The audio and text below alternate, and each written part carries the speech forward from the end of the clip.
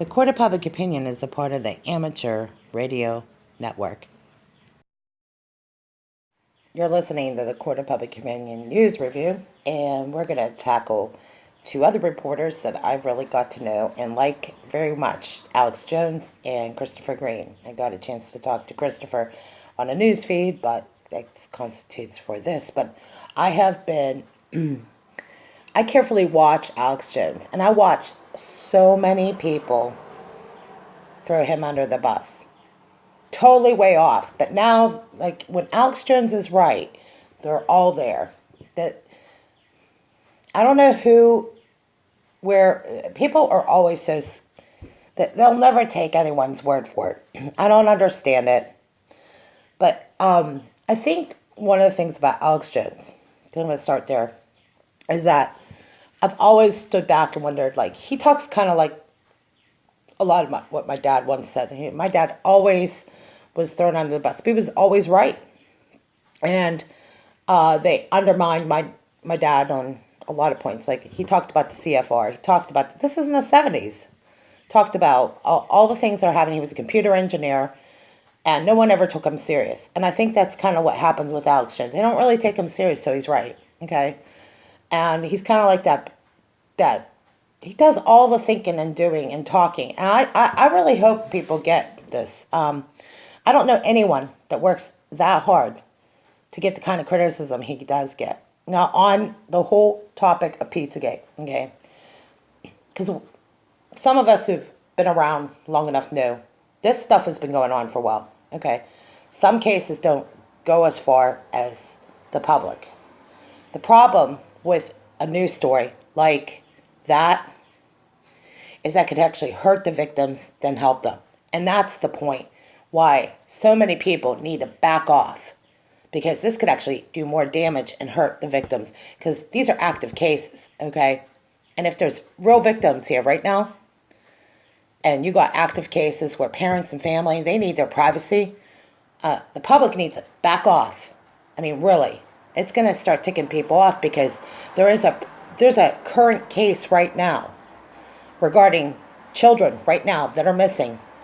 And if the public wants to help and be informed, that's one thing. But, whoa, back off.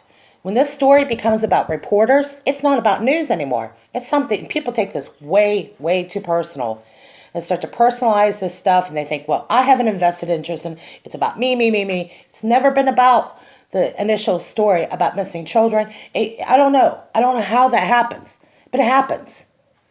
But when you got story after story, and I'm going to tell you, when people start falsely accusing people and falsely imprisoning, or those accusations start flying around, that's like, whoa, no.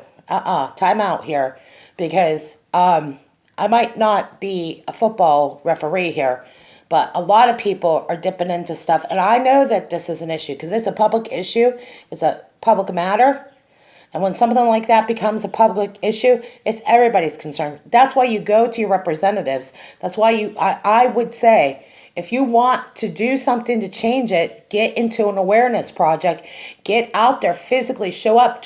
Staying behind your computer and not supporting the people that are putting themselves in front of this. To me, that's a conflict of interest. There's a lot of conflict of interest. But if you're not personally involved with a victim's case, unless you're like the lawyer, the child advocate, or working on the case as, an assignment, you're assigned to that case.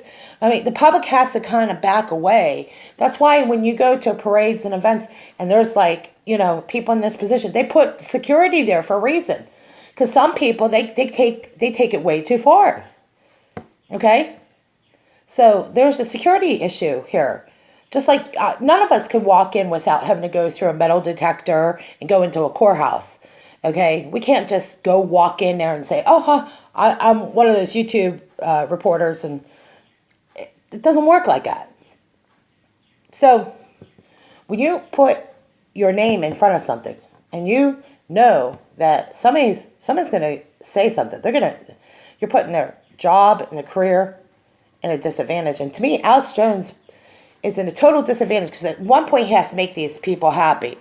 And then on the other hand, he has to put himself in a situation where I personally, I wouldn't do it either. I would not do that. Any good lawyer will tell you, you got to be careful with what you say and who you say about. And it's it's too tricky. It's way too tricky. It's a trap.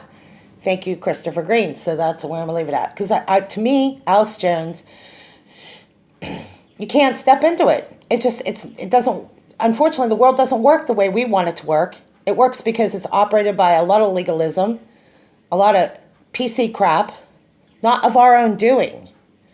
Unfortunately, this system has worked this way, and I am way, it's like that's way out of our league. Yes. So I don't think Alex Jones is the person to talk about, and I don't think anyone should be going into their. I see the emotional part of the story because there's a human story here, and then you have to think in terms of ethical, morals, and values, and what can I contribute, and maybe not right now, but maybe down the road, we'll be able to better understand this. But when there's an active case, it is like hands off. Very, very dangerous. It's getting to the point when people falsely accuse of people, it could destroy somebody. And I've seen people falsely accused and falsely imprisoned. I am not going to be on that end of it. It's hard to be on both sides of this because I've seen it destroy people's reputation and career when they're innocent. But on the other side, you got victims that really need the proper representation, and they assign those people, and that should be the way it is. And as long as it's working, as long as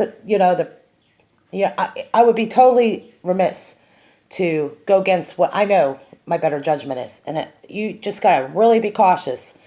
I mean, I am extra careful with what I say, and that goes to what Christopher Greene is saying. Christopher, I was kind of wondering, I kind of thought about that too. I thought, like, this is not one of those things you want to just throw anything out. You don't throw just your opinions out freely anymore. You got to be really careful. There's libel and slander, and there's all kinds of problems. And, people invest millions of dollars into their reputation. And you could go, I went on to reputation.com, and you have to pay $5,000, $8,000 just to correct your reputation. And the damage control is expensive. So I know exactly. I agree with Christopher on this. There are people that will not back you. Your backers, though, if you got people that say, hey, listen, I'm behind you. I might not have the money to get behind you, but I support what you're doing. And I really goes back to your money really talks. Money really does talk, and unfortunately. The people that back you and the people that are going to front the money and help you to keep your business operational. And when you have a large following and a news story, and I'm not saying that you can't create your own content and things like that, but by today's standards, and if you guys know the rule book, you're going to get copyright infringement if you don't create your own content. All this stuff I create on my channel is all my stuff. Okay, now I create some of it and I find images and I have to tweak it. But all the work I do, I have to do custom detail design. We can't even use other people's material. We have to use our own music now. We have to do our own voiceover. And you cannot copyright other people's material because then they'll do a strike on you. So it is a win. I mean, it's not a win-win situation at all. We're caught in the kind of the entanglement of it. So I just say, hey, look, that's why you create your own content. That's why if you're going to be a serious, responsible reporter, responsible reporters, you have to say things and you got to be very careful. And not that I say that there are a lot of people that are responsible reporters, because that's not true. There are a lot of irresponsible reporters out there. And what I mean by responsible is they just say whatever, they're not really careful with what they're saying. And you can eat your words. Trust me on this. That's not the way you want to go. The story is not about the reporter. It's about the case. And there is a time to back away, and there's a time to go ahead and say. The Court of Public Opinion is a part of the Amateur Radio Network.